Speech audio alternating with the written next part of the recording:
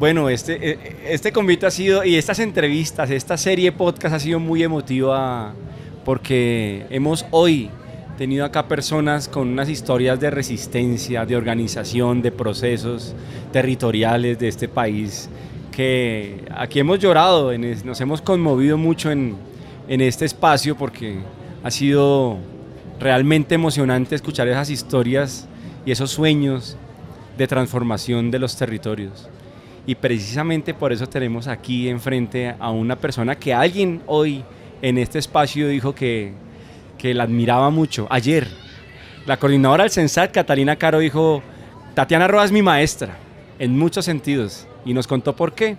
Y pues aquí tenemos a Tati Roa, que es pues un honor tenerla aquí en este espacio del convite de esta serie podcast. Tati, pues bienvenida a tu casa.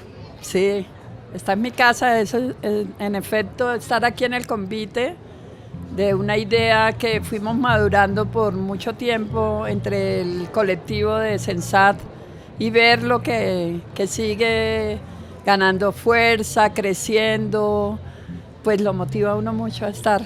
¿Cuál es la intención de este convite? ¿Cuál será?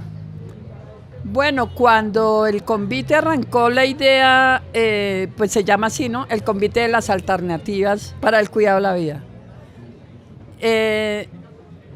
Yo creo que en primer lugar era como cuestionar una noción que se ha ido imponiendo en la sociedad, y es esa noción del desarrollo, que nos dice que hay una forma de vivir, hay una expectativa frente a la vida, que tenemos unas aspiraciones, y lo que nosotros encontrábamos en el trabajo es que la gente vive muy bien de muchas formas distintas, y que esas formas pues había que hacerlas visibles, y el convite era mostrar que otras formas de vivir son posibles, ¿sí? Y que son formas en que la gente es feliz, en la que la gente tiene una noción diferente del cuidado, del relacionamiento con la naturaleza, de relacionamiento con los otros y las otras, sean seres vivos, humanos o no. Entonces, esa fue un poco la idea cuando empezó la discusión, porque también discutíamos eso, del cuidado de la vida, por ejemplo. Entonces, ¿qué significa el cuidado? Una noción que ha ido ganando también mucho en la sociedad, ¿no? El cuidado siempre como muy poco valorado. Entonces, quienes cuidan, generalmente las mujeres, generalmente personas que han sido marginadas en la sociedad, pero que cuidan a otros, o que cuidan sus animales, o que cuidan la naturaleza, sin tener una valoración por el resto de la sociedad. Pero yo creo que eso ha ido cambiando, ¿no? Con los años, ya se habla más del cuidado. Entonces todo eso fue lo que fue llevando a pensar este convite. Incluso tuvimos discusiones, por lo menos yo fui una, creo que esa posición mía no ganó tanto, porque aquí, si ustedes miran, la mayoría de los stands donde la gente está mostrando sus cosas están muy relacionadas con asuntos físicos, ¿no? Sea productos, sea unas plantas, sean chocolates, mieles, cafés, ropa. Pero yo decía, pero también hay otras cosas que no son materiales. O sea, hay, por ejemplo, las experiencias del cuidado, que muchas veces no son materiales. Claro, o es sea, inmaterial. Son historias, o sea, entonces, porque también no traemos esas experiencias, pero entonces se decía, no, la gente las quiere ver, como palpar. Entonces ahí tuvimos siempre como esas tensiones, y siempre se ha impuesto más la noción de que se muestre la concreción, ¿no? Material, claro, de las cosas. Bueno, pero hay cosas que no son, por ejemplo, el cuidado de un humedal.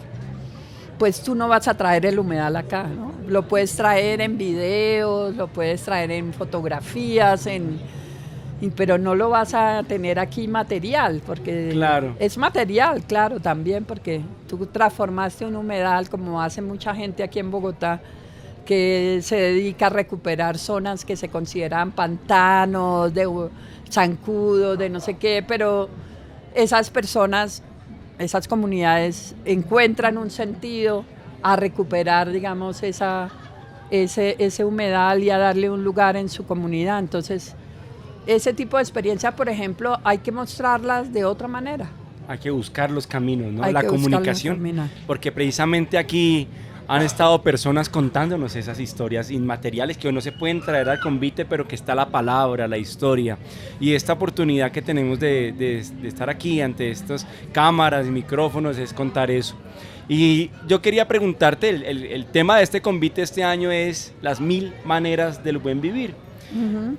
Pues, ¿a quién más preguntarle que a Tatiana Roa, que ha recorrido este país y esta Latinoamérica, buscando ese significado de lo que es el buen vivir y cómo se ha ido transformando a través de los años? Pues, precisamente, ¿qué es para ti el buen vivir? Bueno, el buen vivir, digamos, es un concepto de los pueblos andinos, un concepto muy del mundo indígena que surge en un momento, sobre todo cuando está este auge de los gobiernos progresistas de Ecuador, de Bolivia, en el que se cuestiona justamente esa noción de desarrollo. Y dentro de los pueblos está el Sumacausay, el Sumacamaña, que justamente quiere decir eso, ¿no? El buen vivir. Pero claro, después surgieron y empezaron a hacerse visibles otros conceptos, ¿no? Por ejemplo, el Ubuntu de los pueblos africanos, el vivir sabroso, que aquí lo han acuñado, por ejemplo, la gente del Sinú habla de vivir sabroso. Ajá. Nosotros vivimos sabroso, dicen ellos y ellas. Y también los negros del Pacífico, Francia Márquez, ¿no? Tal vez lo dio a conocer mucho. Somos. El soy porque somos es el Ubuntu. Ajá. Pero el vivir sabroso es, nosotros vivimos sabroso, vivimos bien. Entonces, esa discusión que después, digamos, en términos académicos, se acuñó, digamos, en esto de las alternativas al desarrollo, o sea, que no era, y ahí tenemos un maestro como Arturo Escobar que cuestionó esa noción del desarrollo y decía, no importa el adjetivo que le pongamos a desarrollo, siempre va a ser desarrollo. Y ese desarrollo es un horizonte muy occidental que no deja ver esas otras formas de habitar en el mundo. Entonces, aquí se habla de 1000 maneras del buen vivir. Del buen vivir, pero yo creo que puede ser el vivir sabroso, puede ser el Ubuntu, puede ser muchas otras formas, como hoy los pueblos deciden decir, nosotros vivimos, este es nuestro bienestar, nuestro estar bien en este mundo. El vivir, digamos que el buen vivir es como una oposición o una alternativa al desarrollo mismo. Hola. No, en realidad más que una oposición al desarrollo, porque creo que no surge como oposición, sino surge como alternativa, justamente. O sea, como mostrar que, así como también los zapatistas dijeron, también hablaron de otros mundos son posibles, ¿no? Es entender que otras formas de habitar en este planeta son posibles. Son muchas formas de lo que uno concibe. Por ejemplo, para alguna gente resulta que pasarla bien es irse un fin de semana a un resort y tener unas ciertas condiciones, pero para otro es irse a sembrar a su chagra o significa quedarse en una hamaca pasándola bien, o simplemente su vida en sí misma es una forma de vivir bien, ¿no? Entonces me parece muy lindo. Yo cuando vi la campaña, no sé si es una campaña de Sensat, pero lo siento como una campaña de Sensat y seguramente muchas organizaciones que la acompañan, me pareció muy lindo porque yo dije, está lindo que la gente cuente esas 1000 maneras de vivir sabroso, de buen vivir. O de buen vivir, sí. Bueno, y como una última pregunta, pues gracias por todo ese conocimiento que tú tienes y cómo hilas, ¿no? Las historias de diferentes lugares de Además, porque mi tesis, yo hice mi tesis doctoral es justamente sobre 3 experiencias, que algunas están acá, el colectivo de reservas campesinas y comunitarias de Santander, la experiencia del movimiento Ríos Vivos, el movimiento social en defensa de los ríos Sogamoso y Chucurí, que hace parte de Ríos Vivos, y Asprosic, que justamente es eso, digamos, es una reflexión sobre esas experiencias, ¿no? Sobre elementos que tienen esas experiencias, elementos como por ejemplo el diálogo campo-ciudad, en el caso del proceso de Santander, del colectivo de reservas, la memoria en el caso de Ríos Vivos Santander, los procesos de los agroecosistemas biodiversos familiares de Asprosi, muchos elementos que son diferentes, pero que tienen ciertas similitudes en lo que hacen esos grupos, ¿no? Tienden por ejemplo, una cosa muy interesante es nuestra producción no es para una élite, ¿sí? No, lo que nosotros producimos no es para que lo consuma la élite por ejemplo, aquí en Bogotá, entonces nos vamos a Chapinero o al Parkway. Esa discusión la tuvimos cuando decidimos el sitio, porque algunos decían el Parkway, y entonces decíamos, pero ¿por qué el Parkway? El Parkway sí vamos a tener un público cautivo, pero no le vamos a llegar a otra gente, ¿no? Entonces hacerlo en el barrio, eso decide, por ejemplo, Asprosi, eso decide el colectivo de reservas. Nuestra producción agroecológica va a los barrios populares, no va para una élite. Y eso cambia mucho. Eso cambia, claro. Claro, porque cambia la concepción que hay de ese, como que de surtir, y que la gente, digamos, la gente más rica está esperando que los territorios las mantengan, o sea, que les surtan. Sí, siempre termina siendo una especie de extractivismo. Ajá, a la final es un extractivismo. Y de privilegios, ¿no? Que se siguen manteniendo. Muy, muy lindo eso. Bueno, Tati, y quisiera preguntarte, como para darle cierre, porque este es un espacio que no es muy largo, pero tú has estado también en la institucionalidad, has estado muy cerca estos años a los territorios de Colombia. ¿Qué hace falta en ese caminar para lograr ese buen vivir en nuestro país? Esa es una pregunta muy interesante. No es fácil, ¿no? Hoy temprano estaba conversando con un grupo del ministerio que está construyendo la política nacional del agua, y digamos que nosotros tenemos, yo creo que eso se ha mencionado muchas veces por el presidente, por ministros, por otra gente, y es que nosotros tenemos un Estado que se hizo no para beneficiar a la sociedad en pleno, y mucho menos para la gente menos favorecida, la gente menos privilegiada. Es un Estado neoliberal, que se hizo al servicio del mercado, al servicio de intereses económicos. Entonces, yo creo que la barrera más grande es esa, ¿no? Contratar, por ejemplo, con una comunidad es muy difícil. Y así incluso el presidente haya dicho directo los recursos para la gente.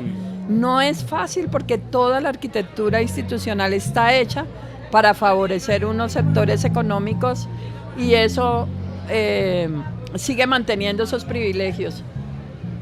Sí, por ejemplo, para hacer algo tan sencillo como una placa huella, como las vías. Exacto. Y la gente, yo estuve ayer en San José de Guaviare, y había una compañera que nos mostraba, porque lograron hacer las placahuellas, y ellas decían, no sabe lo importante, primero, que ha sido que nosotros mismos las hicimos, que eso nos cambia y nos transforma la vida. Pero eso fue toda una lucha. Una lucha. Conseguir que se pudiera contratar. El gobierno se planteó eso, y hay resistencia increíble a eso, nomás hacer las placahuellas. Y eso es una cosa, pero fíjate, esa parte del buen vivir tiene que ver con eso, con que la gente pueda, que lo ha hecho. O sea, uno va a las regiones, a una región como la Amazonía, la gente ha hecho las escuelas, la gente ha hecho las vías, la gente ha hecho el puesto de salud. Todo lo ha hecho la gente con sus propios esfuerzos. Que lo haga, digamos, que haya un Estado que finalmente le dé esa posibilidad, no es fácil, porque todo está hecho para que no sea así. Entonces eso es parte de lo que habría que mirar. De esa lucha. De esa lucha, de entender que justamente Para otros, poner el dinero debe ser en las 4G, ¿no? En las vías 4G, porque se imaginan que, claro, que el mundo es el de ellos, el de ir de aquí a Melgar o de ir aquí a Tunja en doble calzada, cómodos, pero no entienden que para la gente es importante una placa huella, les transforma totalmente la vida, o que colocar un puesto de salud es supremamente importante cuando la gente muchas veces no puede salir, no alcanza a salir al pueblo, y que con una atención primaria en un puesto de salud podrían, digamos, resolver muchas situaciones, ¿no? Entonces creo que ese es uno de los retos grandes que tiene la institucionalidad en este país. Una lucha que sigue y que esperamos que en este país se pueda seguir dando esa lucha a nivel institucional, ¿no? En los próximos años, que no haya oposiciones a que sigamos ese camino, porque se ha trazado, digamos, una línea importante estos últimos 3 años, y pues lo ideal es que sigamos pudiendo caminar en esa dirección, porque seguramente hay luchas que ya empezaron y que están adelantándose para lograr esas mingas, para construir en los propios territorios lo que tú dices, los puestos de salud, las carreteras, echar para adelante, que los gobiernos apoyen esos propios procesos de bienestar comunitario y organizativo. Entonces, pues Tati, un honor tenerte en este espacio de podcast, una conversa muy bonita como siempre, pues muy sabias tus palabras, además muy tiernas, ¿no? Muy directamente donde deben ser, pues agradecerte. No, muchas gracias. Muchas gracias. Yo decía ayer, y ya con esto cierro, a los compañeros del movimiento afectados por represas, porque lograron construir en este año y medio con la institucionalidad unos lineamientos de política para afectados por represas. Y claro, uno dice, un gobierno con cierta continuidad pues puede garantizar que ese camino sea más fácil, ¿no? Pero la lucha no la determina un gobierno, la lucha de la gente sigue. Y eso yo creo que es lo único que va a mantener viva la esperanza, es que la lucha de la gente no desfallezca y siga ahí ganándose. No depender de la centralidad, sí, sino las luchas territoriales. Y muchas gracias por ser parte durante tantos años de esas luchas también, desde muchos lugares en los que has estado. Entonces, Tati, pues muchísimas gracias por estar aquí y por ser parte de nuestra historia también como organización, porque para Tierra Poderosa Tatiana Roa ha sido una maestra también a quien admiramos y quien ha sido parte de nuestra propia historia en todo sentido. Entonces, muchísimas gracias. Gracias.